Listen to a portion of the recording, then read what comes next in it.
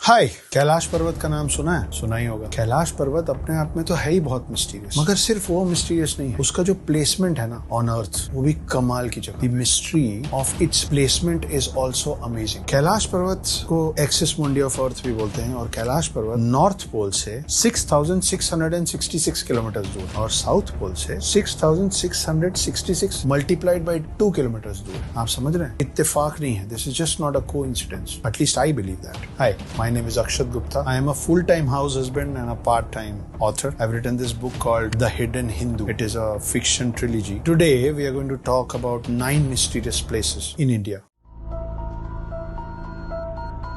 अभी मैंने आपको 9 में से एक तो बता दिया है, Kailash Parvat, but we will go a little more deeper into what Kailash Parvat. बहुत सारे लोगों ने कैलाश पर्वत के बारे में बहुत सारी बातें सुनी हुई हैं। मैं कोशिश करूंगा कि मैं आपको कुछ नई चीजें बताऊं, जैसे कि कैलाश पर्वत में जाने वाले लोगों का एक्सपीरियंस कुछ ऐसा रहा है कि वहां जाने वाले लोगों के नाखून और बाल 3 गुना तेजी से बढ़ते हैं। फॉर एग्जाम्पल, अगर आपका एक हफ्ते में आपके नेल्स बढ़ते हैं तो वहां पे 2-3 दिन के अंदर वो पोजिशन आ जाता है आपके नेल्स का। और लोगों का ऐसा भी मानना है कि वहां जाने वाले लोगों का एज भी तेजी से बढ़ता है। सो वी व्हेन गो और reach Kailash Parvat, we start aging faster. Science के पास इस बात का कोई पुख्ता जवाब नहीं। शायद ये एक और रीजन है बहुत सारे कैलाश की मिस्ट्रीज के बीच में, जिसकी वजह से हम लोग माउंट एवरेस्ट तो चढ़ पाए, जो कि कैलाश पर्वत से भी ऊंचा है, मगर कैलाश पर्वत कोई नहीं चढ़ पाता। सेकंड, मानसरोवर लेक का नाम सुना है? आई एम श्योर सुना होगा। मानसरोवर लगभग सबने सुना है। कैलाश पर्वत के फुटहिल पे है, शांत पानी। It is a lake as every other lake is, मगर it is on the highest of altitudes on earth. Mansarovar lake के बिल्कुल पास में एक और लेक जिसके बारे में कम लोगों को पता है, उसका नाम है राक्षस ताल। जो राक्षस ताल है उसका पानी खारा है, समंदर के पानी जैसा। आप इसको पी नहीं सकते, उसके आसपास में कोई वेजिटेशन नहीं होता है, उसके आसपास फूल पत्ती कुछ नहीं होती है, और राक्षस ताल में लगातार लहरें आती हैं। साइंस के पास अब तक इस बात का जवाब नहीं है कि एक ही क्लाइमेटिक कंडीशन में, एक ही ऑल्टीट्यूड में 2 अलग अलग लेक्स जिसका पानी, जिसकी तासीर, जिसका स्वभाव बिल्कुल अलग अलग है, क्यों और कैसे नहीं पता। थोड़ा सा नीचे उतरते हैं। उत्तराखंड बहुत खूबसूरत जगह है, बहुत सारी अच्छी जगह है। नैनीताल उत्तराखंड में पड़ता है, मगर एक कमाल की मिस्टीरियस जगह है जिसको कहते हैं रूपकुंड। रूपकुंड का पानी जब सूखता है ना, तो वहां से बहुत सारे इंसानों के कंकाल निकलते हैं, human bones, human skeleton bones,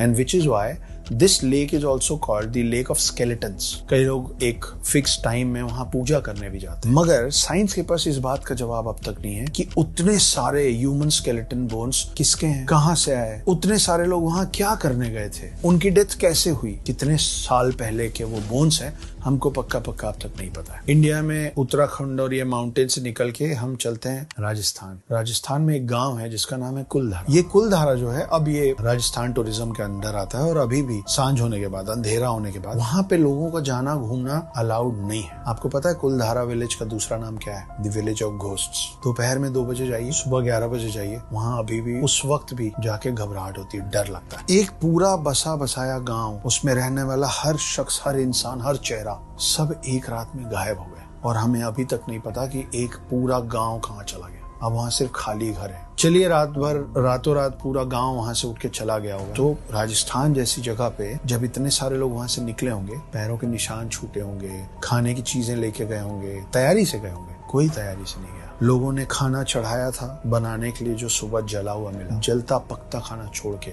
एक पूरा गाँव गायब हो। कैसे? नहीं पता। राजस्थान के पास एक खूबसूरत सा और स्टेट है गुजरात। हम बड़ी सारी कहानियां सुनते हैं ना, कृष्ण की द्वारका नगरी, और ज्यादातर लोग उसको माइथोलॉजी बोल के डिस्कार्ड कर देते हैं। सबमर्ज द्वारका सच में मिला है, अभी भी शोध चल रहा है। लेकिन आप सोचिए कि एक पूरा शहर, आप इमेजिन कर सकते हैं कि मुंबई या गोवा जैसा एक पूरा शहर डूब जाए, पानी के कई फीट अंदर चला जाए। ये सच है। कृष्ण की नगरी द्वारका थी, और कृष्ण जी ने अर्जुन से कहा था कि ऐसा होने वाला है, तो वहाँ की सारी महिलाओं को, सारे बच्चों को बचाओ, वहां से ले जाओ अपने साथ। उनको सबको अर्जुन ले गए थे, और पूरी द्वारका नगरी डूब गई। उसके अवशेष अभी भी पानी में हैं, और पता नहीं कितनी मिस्ट्रीज उस पानी में, उस द्वारका नगरी के अंदर दबी हुई। We still need to find and discover those. कोने से अब चलते हैं इंडिया के बीच में, हिंदुस्तान का दिल देखो, मध्य प्रदेश। एमपी में अमरकंटक नाम का एक छोटा सा कस्बा है। बहुत मान्यता है उस जगह की, क्योंकि अमरकंटक से एक नदी का सृजन होता है। That is the origin point of a river called Narmada. हमारे कंट्री में ज्यादातर जो नदी है वो ऊपर से शुरू होते हैं, नीचे की तरफ बहती है, नॉर्थ टू साउथ, मगर नर्मदा को पाताल नदी पे कहते हैं, क्योंकि ये सेंटर से, इंडिया के बीच से निकलती है और ऊपर की तरफ बहती है। नॉर्थ की तरफ। थोड़ा और नीचे आते हैं, मध्य प्रदेश से नीचे एक और बहुत कमाल का स्टेट है महाराष्ट्र, जिसमें है मुंबई, मगर उसमें एक और शहर है जिसका नाम है औरंगाबाद, और औरंगाबाद के पास एक टेम्पल है जिसका नाम है एलोरा टेम्पल। किसने बनाया, क्यों बनाया,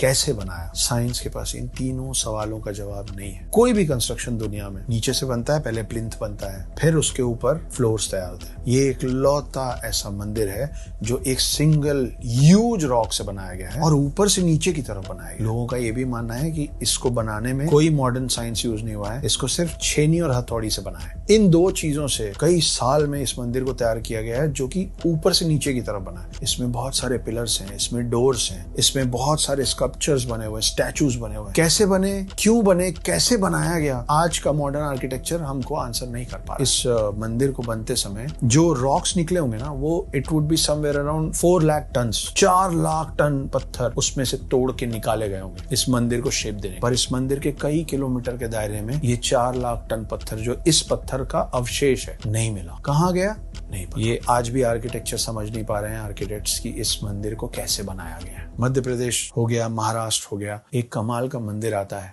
डाउन साउथ, उसका नाम है वीरभद्र टेम्पल। वीरभद्र को टेम्पल ऑफ पिलर्स भी कहते हैं। इसमें बहुत सारे खंबे हैं, जिसमें से एक खास पिलर, वो पिलर जमीन टच नहीं करता, it is the hanging pillar inside the temple. इस मंदिर में पूजा करने का और अपनी इच्छा व्यक्त करने का तरीका यह है कि इस पिलर के नीचे से चुन्नी निकाली जाती है और अपनी इच्छा मानी जाती है। ये तो नॉर्मल है। एबनॉर्मल ये है कि कई बार इस चीज को अलग अलग एराज में समझने की कोशिश की गई कि ये तो लटका हुआ पिलर है, तो एक काम करते हैं, इसको हटा दें। ये पिलर मंदिर को सपोर्ट नहीं कर रहा है, लेकिन अगर आप इस पिलर को हटाने जाते हैं तो इसके रूफ में क्रैक्स पड़ने लग जाते हैं। माने ये कि अगर इस हैंगिंग पिलर को इस मंदिर से हटाया गया तो यह मंदिर कोलैप्स हो सकता है। ये हैंगिंग पिलर का क्या सीन है, ये कैसे हुआ? जब ये सपोर्ट नहीं कर रहा है तो इसको हटाने से मंदिर क्यों कोलैप्स हो सकता है? आर्किटेक्ट्स के पास, मॉडर्न इंजीनियरिंग के पास इसका जवाब फिलहाल अब तक नहीं है। और आखिरी और सबसे इंटरेस्टिंग और मिस्टीरियस है, इस मंदिर का नाम है पद्मनाभ स्वामी टेम्पल। कई डोर्स हैं जो खोले जा चुके हैं, हर डोर के अंदर से बहुत सारा ज्वेलरी मिला है, अलग अलग समय का कॉइन्स मिले, एंशिएंट कॉइन्स, बहुत कुछ मिला है। मगर इनमें एक डोर है जिसको अब